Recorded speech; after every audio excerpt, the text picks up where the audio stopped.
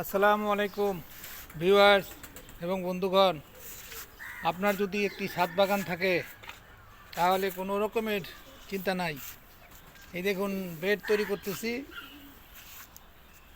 গাছে এখনও লেবু আছে, অনেক লেবু। এই লেবুগুলি ঝরে পড়ে যাবে, লেবুর পাতা ঝরে পড়ে যাবে। লেবু সংগ্রহ করব, তারপর জানুয়ারি তো আসতে, ফেব্রুয়ারির দিকে মোটামুটি ফুল আসা শুরু করবে। এই যে বেড, যার ছাদ বাগান আছে সে খুব আনন্দে আছে। সকাল হলেই ছাদ বাগানে কাজ করি, মন ভালো থাকে। নামাজ পড়েই চলে আসি। কাকা ডাকছে, কাক।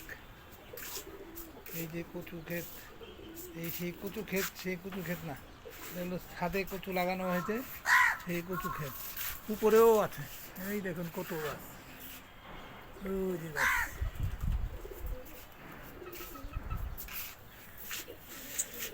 তাদের চাষাবাদের আনন্দই আলাদা।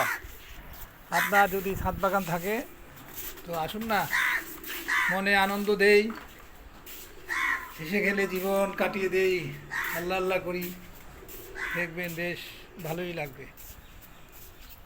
তাদের পরিবেশ অসাধারণ, পুরা গ্রামীণ পরিবেশ।